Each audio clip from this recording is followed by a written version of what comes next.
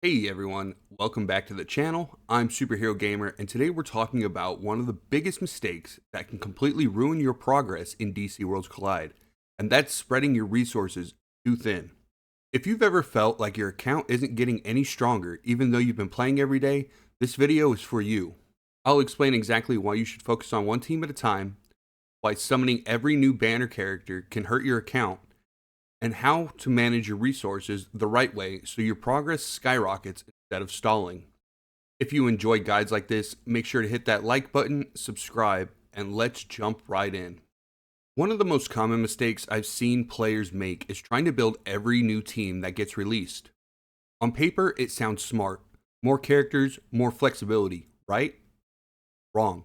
DC Worlds Collide rewards specialization and not variety in the beginning stages of the game. Every single team in this game needs heavy investment. That means high rank badges, gear, Nth Metal, and character shards. If you start spreading your resources across 15 different heroes, you end up with a bunch of weak teams instead of one strong one. That means slower progression, weaker performance in Arena, and frustration in Crisis Watch and even Evil Falls. It's going to be far better for you to have one team that dominates everything than to have three half-built teams that can't clear any content. Now let's talk about summoning, because this is where most people fall into a trap. Every time a new banner drops, it's tempting to summon just to test the new characters. But unless you've already have a strong foundation, summoning for every banner is one of the fastest ways to stall your growth. You'll run out of Super Encrypted Tokens and Encrypted Tokens and even gems. Then when the truly meta-defining character or team drops, you'll have no resources left to pull them. Remember, not every character release is going to be meta-changing. Sometimes it's better to skip a few banners and save for the legendary character that's going to really progress your account. Okay, so let's go over the best ways to manage your account resources if you want long-term success. So for our 8th metal here, you're only going to want to use this on legendary characters. These are some of the hardest characters to get fragments for, and Nth Metal investment pays off big time in the long run, so you don't really want to waste it on epic or elite characters. Then I wanted to move into our badge upgrades. That's going to be the alloy, the inertiorite, and the fragments. These should only be invested into one team at a time. These are some of the most limited and valuable resources in the game, so you don't want to spread them out too thin. Make sure you're just focused on one team at a time when it comes to your badge upgrade materials. Next, we want to talk about Super Encrypted Tokens. These should only be used for new legendary characters or legendary characters that is going to fill a role in your team. These tokens are rare and should only be used when you're summoning for game-changing units or units that are going to change the way that your team plays. To add on to this, we're going to look at encrypted tokens. You're going to use encrypted tokens for epic characters that complement your legendary's team synergy. For example, if your main legendary character is either for the burn team or the debuff team, you're going to target the epics that fill the roles for those teams. Now I want to talk about your base shop purchases. When buying from the base shop, only purchase shards that help rank up your main team. Don't waste any of the currency on random characters. There are multiple ways to earn epic shards, and if you stay focused, you'll have a team ranked up much faster than you think.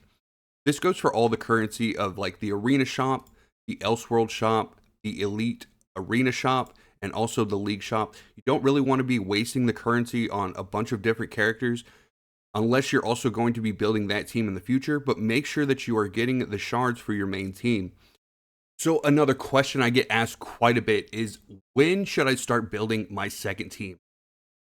So once your main team is at or near rank 10 with strong gear, big badge upgrades, and your core units maxed, that's when you're going to be safely able to start investing into a second team. Your second team should be pretty versatile, something that works in multiple game modes to help you progress your count faster. For example, if your first team dominates in PvE and Crisis Watch, your second team should be built for maybe Arena or an Evil Falls boss fight. Also, League challenge is super important, so maybe your second team should focus on maybe one of the areas in League Challenge, and that way you're able to keep progressing in League Challenge as well and help progress your account even faster. So by doing it this way, you're not just splitting your focus, you're expanding your reach strategically. To wrap it up, the biggest mistake most players make in DC Worlds Collide is trying to do too much too fast. The key to success is focus. Commit to one team, max them out, then move on to the next. Don't waste your tokens, badges, or materials chasing every single new release. The players who get ahead aren't necessarily spending more than you guys. They're just spending smarter. If this helped you understand how to grow your account faster, drop a like, subscribe for more guides, and join the Discord community down below. We've got team building discussions, account help, and more to help you dominate in DC Worlds Collide. Thanks for watching, and we'll see you guys in the next one. I know you told your friend you're not okay, and tell me what's wrong and why you never said you felt that way. Guess you're trying to stay strong and fake a smile until I look away.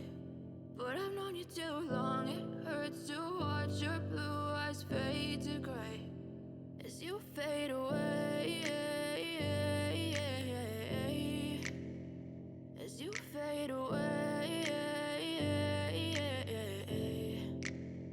Yeah, I'm about to fade away, cause every time I wake up I feel like it's Monday. Something's going wrong with all the chemicals up in my brain. All of a sudden I don't look at anything the same way. Gotta build up of my thoughts sitting in an ashtray. I'm sorry that I'm so inconvenient, okay. Just let me be me and I'll stay out of your way. I can see the way you look at me, I'm such a disgrace. I never really asked to be brought into this place. You wanna love me? Well then baby have a taste. All the highs and the lows, no you'll never be the same. I don't really wanna hurt you but I can't control the pain. If you're sticking by my side maybe we could be okay. Okay, maybe you could be the change I need today. I promise that I've never felt this way. I really hope that you will choose to stay through all the pain. I know you told your friend you're not okay, and tell me what's wrong and why you never said you felt that way.